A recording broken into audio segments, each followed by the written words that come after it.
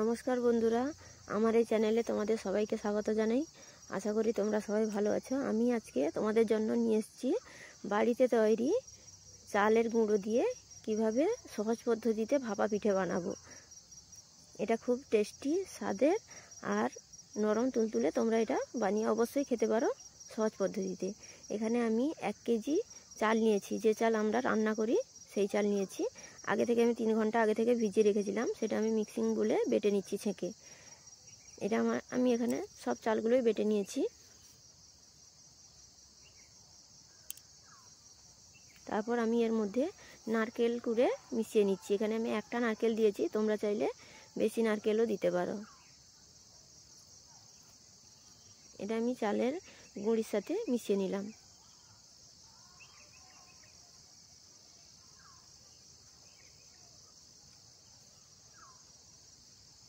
ভালোভাবে এটা মিশিয়ে নিতে হবে। তারপর আমি হালকা গরম জল করে নিয়েছি 100 গ্রাম মতো। তার মধ্যে আমি 100 গ্রাম পাউডার দুধ মিশিয়ে নিলাম। এটা ভালোভাবে মিশিয়ে এই চালের গুঁড়ির সাথে দিয়ে দিতে হবে।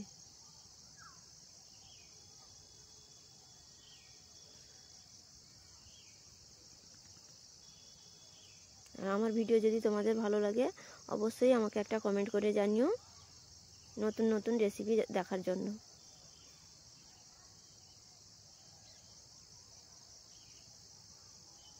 আর আমাকে অবশ্যই ফলো করো।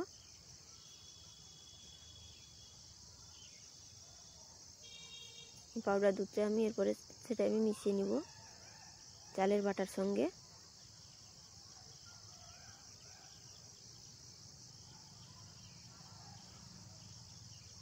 ঢেলে দিলাম।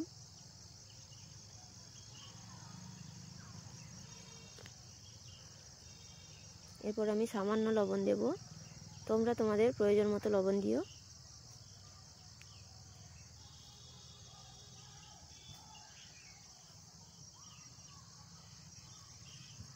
তারপর আমি এর মধ্যে 250 গ্রাম চিনি দিলাম। 1 কেজি চালে 250 চিনি দিলেই হয়ে যাবে। আর এটা খুব সহজ পদ্ধতি, কোনো রকম ঝামেলা ছাড়াই তোমরা এটা বানিয়ে খেতে পারো। আমি চালের গুঁড়োর সাথে নারকেল কোড়া, লবণ ও চিনি একসঙ্গে ভালোভাবে মিশিয়ে নিলাম।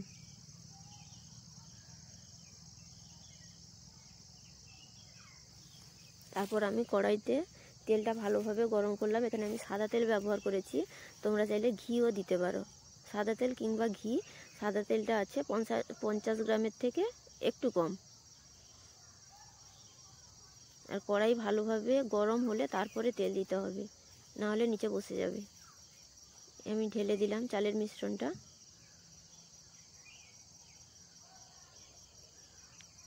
তারপর এটা আমি ঢাকা দেব মিনিমাম 1 ঘন্টা।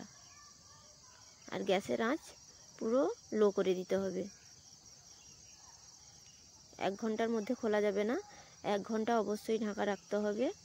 তারপরে যদি না হয় তখন আরেকবার ঢাকা দিয়ে রাখতে হবে। এই ঢাকা খুললাম 1 ঘন্টা পরে, কিন্তু তখনও হয়নি, অল্প একটু বাকি আছে। আমি আবার এটা ঢাকা দিয়ে দেব।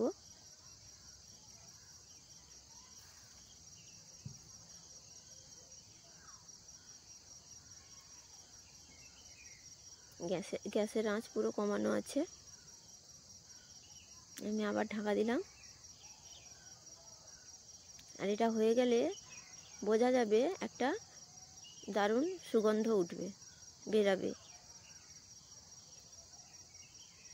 এখনো হয়নি, আরও একটু ঢাকা দিতে হবে।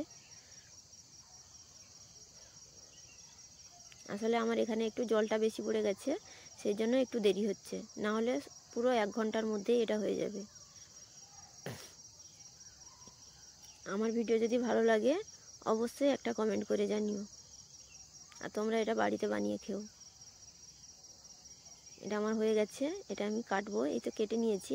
এটা সম্পূর্ণ ঠান্ডা করে কাটতে হয়, না হলে পিঠাগুলো ছেড়ে যেতে পারে। আমি সুন্দর পিস পিস করে কেটে নিয়েছি। তোমরা অবশ্যই বাড়িতে একবার বানিয়ে খেও।